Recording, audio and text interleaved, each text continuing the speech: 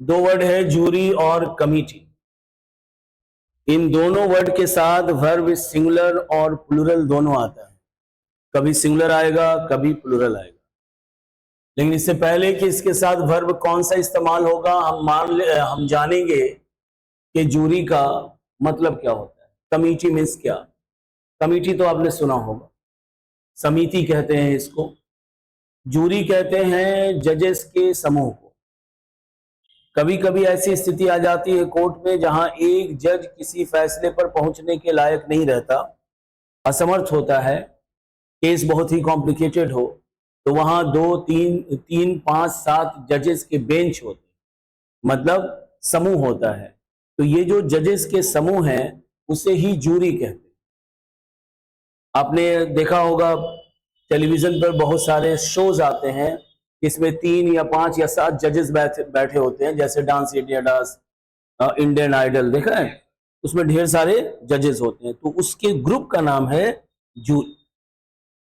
अब जूरी के साथ या कमिटी के साथ वर्ब सिंगुलर भी आता है और प्लूरल भी आता है। नियम ये कहता है और टीचर ये पढ़ाते भी हैं कि जूरी वाला सेंटेंस हो, मतलब सेंटेंस में जूरी हो और इट्स हो, सेंटेंस में जूरी हो और इट्स हो, और कमिटी पर भी यही बात लागू होगी।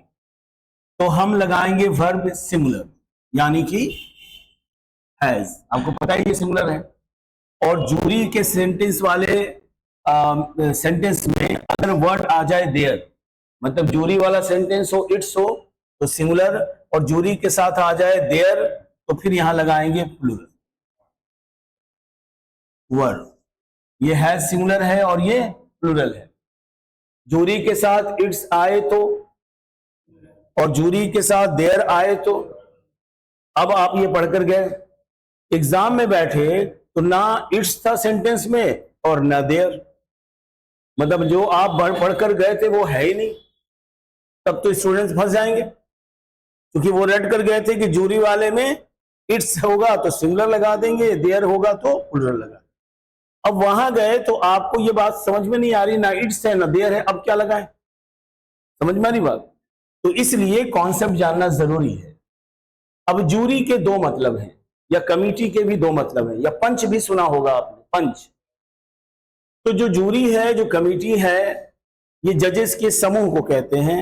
एक अर्थ इसका समूह है, ग्रुप है, बडी है, संस्था है। और एक मतलब होता है जूरी का, जूरी के अंदर जो लोग हैं वो। जूरी के दो मतलब, एक जूरी एक संस्था के रूप में, और दूसरा जूरी के अंदर जो लोग हैं उन्हें भी जूरी कहते हैं। क्लियर है? तो जब ये बात जूरी जो वर्ड है एक संस्था के रूप में होगी तो वर्ब सिंगुलर होगा, और जूरी का मतलब जब संस्था ना होकर जूरी के जो लोग हैं अंदर, कमिटी के जो मेंबर हैं, अगर उनकी बात हो रही है तो फिर हो जाएगा प्लूरल। एग्जांपल से समझिए।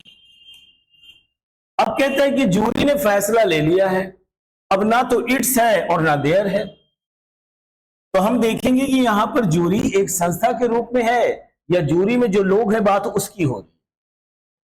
जब कह रहा है कि जूरी ने फैसला ले लिया है, इसका मतलब जूरी में जो लोग हैं सब लोग एक फैसले पर पहुंचे, और ये फैसला उस पंच का फैसला है, उस संस्था का फैसला, उस समिति का फैसला है, ना कि किसी व्यक्ति का। तब आंसर क्या हो जाएगा? हैज। लेकिन जब हम कहते हैं कि जूरी के अलग अलग विचार हैं, जूरी के अलग अलग विचार हैं, तो क्या एक संस्था के रूप में अलग अलग विचार है, या जूरी में जो लोग बैठे हैं उनका अलग अलग विचार है? समझ में आ रही बात? एग्जाम्पल ये है कि बहुत सारे सिंगर आए, singer A B C D E F G कुछ भी हो गया। अब जूरी ने फैसला किया कि ए विनर होगा, बहुत अच्छा गाता है, ए जो है वो विनर होगा, ये जूरी का फैसला है। अब जूरी में 3 लोग हैं, और तीनों लोगों ने जो मार्क्स दिया है वो सबसे ज्यादा किसको दिया?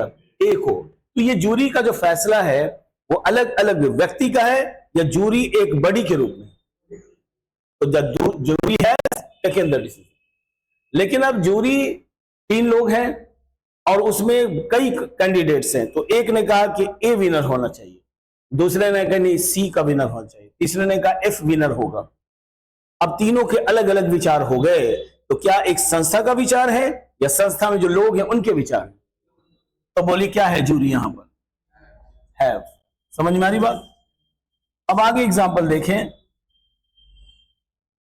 तो संस्था के अलग अलग विचार थे। एक ने कहा कि नहीं ए विनर होना चाहिए, दूसरे ने कहा बी, तीसरे ने कहा सी, और फिर जूरी आपस में लड़ने लगे। तो जूरी एक संस्था के रूप में या जूरी के अंदर जो लोग थे वो, समझ में आ रही बात?